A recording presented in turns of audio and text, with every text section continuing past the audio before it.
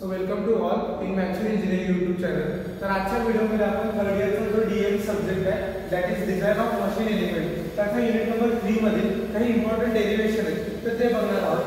तर first derivation आहे जो काही torque required for the lowering of the load आणि torque required for the raising of load असे दोन डेरिव्हेशन आहेत. युनिव्हर्सिटीने रिपीटेडली विचारलेले आहे 5 ते 7 मार्काला. ओके, सो ते दोन्ही डेरिव्हेशन इम्पॉर्टंट आहे. त्यातला पहिला डेरिव्हेशन आहे torque required for the lowering of load. तर ते आपण बघणार आहोत. तर बेसिकली आपण काय केलं इथं ह्या डायग्राम मध्ये दाखवलंय की W हा वेट हा डाऊनवर्ड ऍक्ट होतोय आणि ह्याचा रोटेशन क्लॉकवाईज आहे.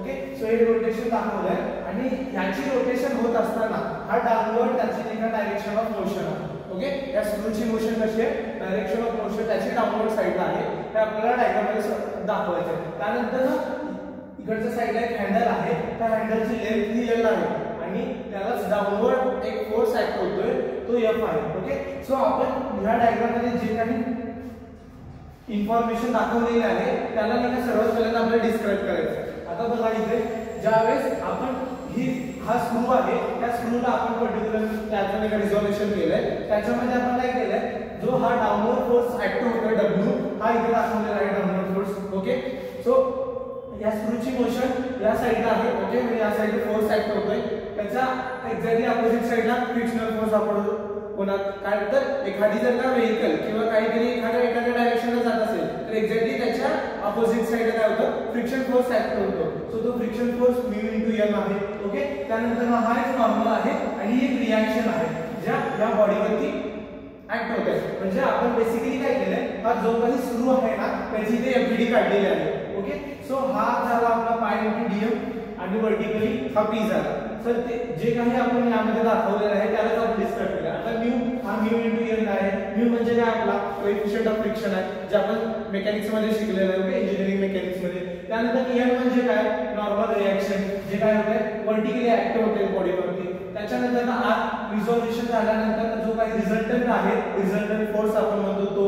त्यानंतर लॅम्बडा. आता लॅम्बडा हा काय आहे, जो रिझॉल्युशन झाला त्याच्यासोबत एक अँगल बनवतो. आता काही केस मध्ये इथे लॅम्बडा असेल, काही जण फाय वापरतील, काही जण अल्फा वापरतील, डिपेंड ऑन की तुम्ही कसं वापरताय. बेसिकली मी याच्यामध्ये काय केलंय, जे काही पब्लिकेशनचे बुक आहेत लाईक टेक्नॉलॉजी टेक्निकल त्याच्यामध्ये लॅम्बडा वापरलाय म्हणून मी लॅम्बडा वापरलाय. इन केस जर का तुमच्या इन्स्टिट्यूट मध्ये तुम्हाला फाय किंवा अल्फा यासारख्या नॉमेनक्लेचर यूज केले असतील तर त्या तुम्ही यूज करायचं. त्यानंतर पी कुठला आहे, तर हा हॉरिझॉन्टल फोर्स जे एफबीडी वरती ऍक्ट होतोय तो पी म्हणजे काय, हॉरिझॉन्टल फोर्स आहे. तर हा जे काही आपण एफबीडी मध्ये दाखवले त्या गोष्टी आपण केल्या. तर बेसिकली आपल्याला ह्या डायग्रामचा यूज काय करायचा आहे, यूज करून आपल्याला जो काही टॉर्क रिक्वायर्ड आहे फॉर लोअरिंग ऑफ लोड साठी.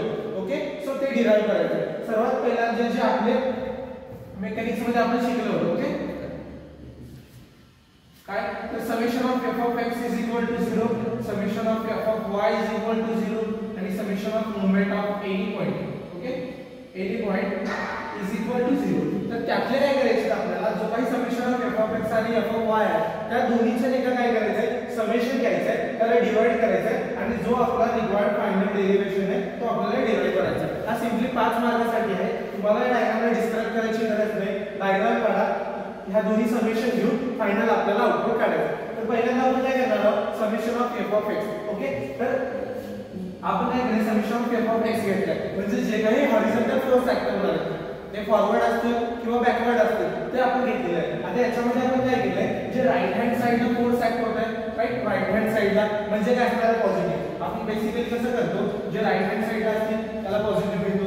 ओके, सो जे लेफ्ट हँड साइडला असतील त्याला निगेटिव्ह, जे अपवर्ड असतील अगेन ते पॉझिटिव्ह, जे डाऊनवर्ड असतील निगेटिव्ह. इन केस तुम्ही जर का वेगळे नॉमेनक्लेचर वापरत असतात तर त्यानुसार काही जण इकडे पॉझिटिव्ह निगेटिव्ह देतील, इकडे पॉझिटिव्ह देतील, इकडे पॉझिटिव्ह इकडे निगेटिव्ह. तर डिपेंड ऑन तुम्ही कसे नॉमेनक्लेचर घेता. तर मी या डेरिव्हेशन साठी जो काही मतलब जे काही राईट साइडला फोर्सेस आहेत ते मी पॉझिटिव्ह आणि लेफ्ट साइडला ते निगेटिव्ह घेतले. सो इकडे μ * L हा कुठल्या साइडला आहे, राईट साइडला मूव्ह होतोय म्हणजे तो पॉझिटिव्ह आहे. ओके, सो पॉझिटिव्ह आहे. कॉस का बरं, तर हा लॅम्बडा नाही याच्या सोबत जो अँगल बनवतो आपण तो बेसिकली कॉस घेत असतो म्हणून कॉस ऑफ लॅम्बडा म्हणजे μ * cos ऑफ लॅम्बडा जो हॉरिझॉन्टल डायरेक्शन आहे. बरोबर, हे लेफ्ट साइडला जे मूव्ह होणार आहे, आता लेफ्ट साइडला कुठला, हा जो L सोबत बनवणार आहे हा L आहे. L ला तुम्ही रिझॉल्युशन केल्यानंतर कसा होईल, असा होईल. ओके, सो हा अँगल इथं बनेल. तर आता हा जर का दुसरा साइन बनवणार आहे. सो n इंटू काय असणार आहे, हा तुमचा साइन ऑफ लॅम्बडा. तर हा लेफ्ट साइडला म्हणून आपण काय म्हणणार, निगेटिव्ह घेतलाय. So minus n into sine of lambda. Okay. त्यानंतर आपला फोर्स लोअरिंगच्या केसमध्ये, लोअरिंग ऑफ लोड मध्ये फोर्स कुठे ऍक्ट होतोय, लेफ्ट साइडला ऍक्ट होतोय. सो त्यासाठी आपण काय केलेला, निगेटिव्ह घेतलाय. आता याला काय करायचं आपल्याला, p च्या टर्म मध्ये म्हणजे फोर्स जो काही आपला हॉरिझॉन्टल फोर्स आहे त्या हॉरिझॉन्टल फोर्सच्या टर्म मध्ये घ्यायचा आहे. तर इकडच्या आता हा निगेटिव्ह p आहे, राइट साइड गेल्यानंतर पॉझिटिव्ह होईल आणि remaining term as it is आहे. आता ह्या केस मध्ये कसं केलंय, हा minus n into sine of lambda आहे ते मी पहिल्यांदा लिहिलंय. त्यानंतर n into sine of lambda तुम्ही कसंही अरेंज करू शकता, पॉझिटिव्ह निगेटिव्ह, फक्त साइन तुम्हाला प्रॉपर द्यायचं. त्यानंतर हा झाला आपला इक्वेशन नंबर 2. त्याच्यानंतर काय, आता हा summation of f of x म्हणजे आपला पहिला केस आपण घेतला. त्यानंतर आपल्याला काय करायचं आहे, जो summation of f of y आहे ती सेकंड केस घ्यायची आहे. तर त्या सेकंड केस मध्ये आपल्याला काय करायचं आहे, ह्याची समेशन घ्यायची आहे. तर ह्याची समेशन घेताना काय करायचं आहे, जे काही व्हर्टिकल अपवर्ड किंवा डाऊनवर्ड फोर्स असतील त्याचा आपल्याला समेशन घ्यायचं आहे. तर इकडे बघा, हा यट काय होत आहे, व्हर्टिकल जातोय. अगेन हा देखील काय होतोय, लॅम्बडा सोबत कसा कॉस वाला अँगल बनवतोय, म्हणून n into cos of lambda घेतलं. बरोबर. त्यानंतर mu n into sine of lambda. आता हा म्यू n आहे, म्यू n ला रिझर्वेशन केल्यानंतर काय होईल, एक राइट साइडला जाणार आहे, एक अपवर्डला जाणार आहे. ओके. सो अपवर्डला जाणार आहे म्हणजे अगेन काय करतो आपण, अपवर्डचा फोर्स कसा आहे, पॉझिटिव्ह, म्हणून positive mu n into sine of lambda. त्यानंतर हा w कसा ऍक्ट होतोय, हा w डाऊनवर्ड ऍक्ट होतोय बॉडीवरती, म्हणून तो निगेटिव्ह घेतला. ओके. सो त्यानंतर आपल्याला करायचं आहे w is equal to equation convert करायचं आहे. त्यासाठी आपण w ला काय केलं, इज इक्वल टू च्या राइट साइडला घेतलं आणि remaining term as it is ठेवला. त्याला आपण इक्वेशन नंबर 2 म्हणतो. ओके. सो इक्वेशन नंबर 1 आणि 2 काढलं. त्यानंतर आपल्याला काय करायचं आहे, इक्वेशन 1 डिवाइडेड बाय इक्वेशन 2 म्हणजे p/w करायचं आहे. त्यानंतर ॲज इट इज इक्वेशन आहे तसं लिहून घ्यायचं आहे. त्यानंतर लिहून घेतल्यानंतर या इक्वेशन मध्ये काय कॉमन आहे, तर या इक्वेशन मध्ये आपल्याला n कॉमन भेटेल. ओके. सो आपण n कॉमन करून घेतला आणि तो कॅन्सल केला. त्याच्यानंतर काय केलं, ॲज इट इज इक्वेशन लिहून त्याला आता ह्याच्यामध्ये कॉमन काय दिसतं आपल्याला, इकडे cos ऑफ लॅम्बडा आहे, cos ऑफ लॅम्बडा आहे. आपल्याकडे काय, आपण sin बाय cos म्हणजे काय असतं, tan आहे. मग tan चे फॉर्म्युला आहे, म्हणून त्याला tan मध्ये कन्वर्ट करण्यासाठी आपण काय केलं, या इक्वेशनला cos ऑफ लॅम्बडा ने काय केलं, डिवाइड केलं. तर या इक्वेशनला आपण cos ऑफ लॅम्बडा ने डिवाइड केल्यानंतर काय होईल, cos लॅम्बडा कॅन्सल होईल. राइट. त्यानंतर इथं cos लॅम्बडा कॅन्सल होईल. म्हणजे w ॲज इट इज राहणार आहे, म्यू ॲज इट इज राहणार आहे, cos लॅम्बडा कॅन्सल झाल्यानंतर काही ना म्हणजे 1 असणार. Right. Minus sin of lambda by cos of lambda म्हणजे काय असतं, tan of lambda. Okay. So आपण इथे tan ऑफ लॅम्बडा घेतलं. त्याच्यानंतर हा cos कॅन्सल झाल्यानंतर 1 येईल plus mu as it is राहणार आहे. त्यानंतर sin of lambda by cos of lambda म्हणजे अगेन tan ऑफ लॅम्बडा आपण त्याला कन्वर्ट केलं. ओके. त्यानंतर आपण काय केलंय, जो w चा फॉर्म आपला इक्वेशन होता, आता आपल्याला माहिती आहे काय म्यू म्हणजे काय असतो, tan ऑफ फाय असतो.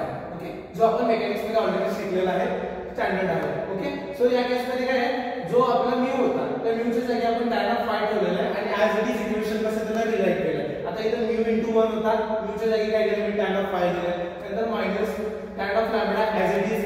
त्यानंतर काय करायचं, इथं 1 ॲज इट इज राहणार plus mu into tan of alpha lambda होता, त्यावेळेस मी tan of five into tan of lambda केलं. म्हणजे म्यूच्या जागी काय केलं, tan ऑफ फाय आपण पुट केलेलं आहे. ओके. सो त्यानंतर हा स्टँडर्ड फॉर्म्युला कशाचा आहे आपला, tan फाय मायनस अल्फाचा. ओके.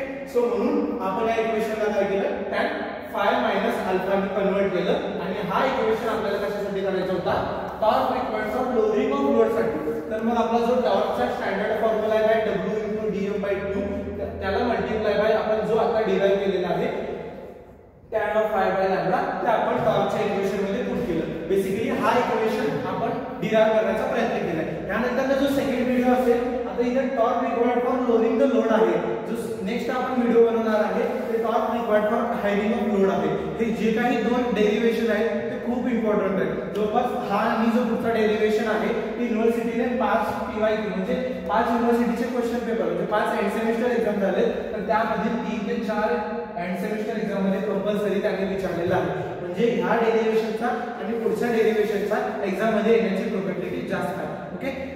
So thank you.